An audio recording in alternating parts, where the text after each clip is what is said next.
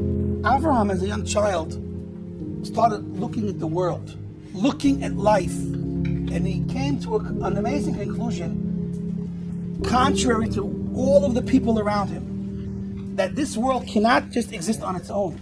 Things cannot be happening the way they happen without someone running it, without someone in charge. And he found God in a place of darkness, in a time of darkness. And he started doing something amazing, which when we start to discuss the mitzvah, what it means to truly love God, when you love God so much that you bump into someone on the street and he has to know you love him also. Avraham didn't stop at knowing that there was a God and that's it. He made it his life mission that the entire world should know that this world has a creator and that he cares about this world and that he's here with us. That was Avraham's life mission. Kiruv, exactly. He went up against the world leader, the king of the world, we'll say, Nimrod. And Nimrod tried to stop him by throwing him into a furnace. And Hashem made a miracle and saved his life. Now, the story actually involves Avraham and his brother. So, when Avraham came back home and started telling his family about his revelations and the truth of Hashem, so they followed him. They understood him and they believed in him. His brother Haran believed him and was with him. But when Avraham was taken captive and thrown in the fire, so the moment before he was thrown in the fire, Haran was telling to himself, if Avraham survives this situation, if Hashem, if God makes him a miracle and he lives through this, then I'm with Avraham. But if he dies in the fire, then I will have to side with Nimrod, because of course I have to live. And what happened? God made a miracle for Avraham, and he survived. And then they turned to Haran and said, who were you with? So he said, of course, I'm with Avraham. And they threw him into the fire, and he died. The Haran died in front of Terach, before or in front of Terach. And from that word in this week's Parsha, we learn the entire story of Avraham and Ohr Kasdim, and how he was thrown into this fire. He did this great Mesirut Nefesh, and lived. And Haran died. The Arizal explains, Al Pi Kabbalah, really what happened. We have to know that Avraham, Haran, and actually his brother Nahor were three holy souls. Avraham had a divine mission from Hashem to stand up for God, Al Kiddush Hashem, and risk his life, and to be saved, and to be the father of a nation that will follow in his footsteps.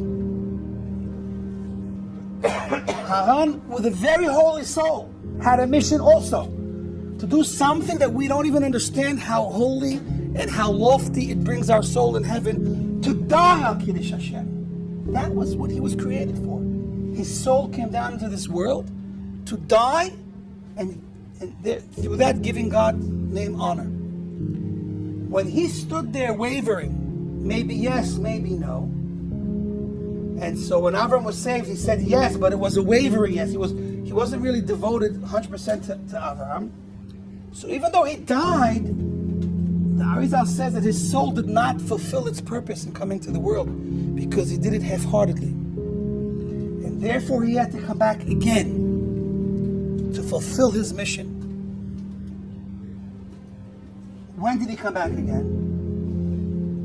The $1,000,000 question. What other biblical character can we think of that has a name that resembles, because God gave us a hint that he made the names resemble each other. What other character in the Bible resembles the name Haran? Unbelievable. That didn't take long at all. You just saved the audience 5 minutes of this talk. Aharon. You were going to say Aaron? Okay. Is Haran with the hay? Haran is Hey Reish Nun, and Aaron is a Haran with an Aleph in the front. So I'm not sure if you could all appreciate where I'm coming from. But when I read the story and learned the story of this whole Chet HaEgel, it bothered me. I'm reading a story. How does Aaron a Kohen?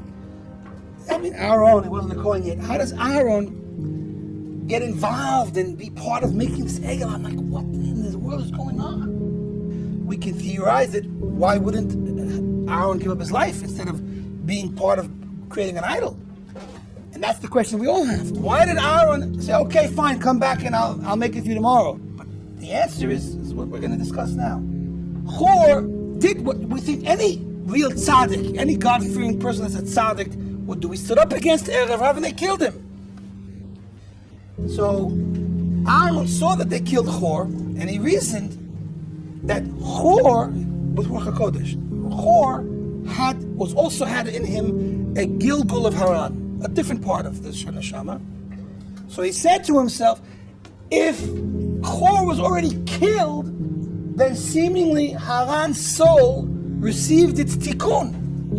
And now the job is not to die for Hashem anymore, but to live. And therefore Aaron stole them. And understand, if Aaron understood that the neshama of Haran did not get its tikkun yet, he would have been happy to give up his life. As we see from Rabbi Akiva, that was waiting for the day that they would take his life, and he can honor God in that way. This whole idea needs explanation, but without the deep explanation, it's a big thing, in few words. So when they came to Aaron, he said, okay, well, Haran's neshama is fixed. Right now, let's live. Let's try to fix the problem. Let's try to stall. And of course, the Egel was made. So the Arizal tells us that Hashem was very angry with Aaron and his miscalculation, because what Aaron was supposed to do was to be killed. And so that moment for Haran to get his tikkun did not come. And it was many, many generations later where that neshama finally did get its tikkun. But it's just an insight to understand a little bit about how deep the story of the Torah and the story of our ancestors really go. We don't even know that Avraham existed until next week. Yet there's a life of information. There's this unbelievable deep information and things that happen all before we even start to learn about him. He gave up his life. His brother gave up his life half-heartedly, and later on they all have to come back in a reincarnation to fix that problem.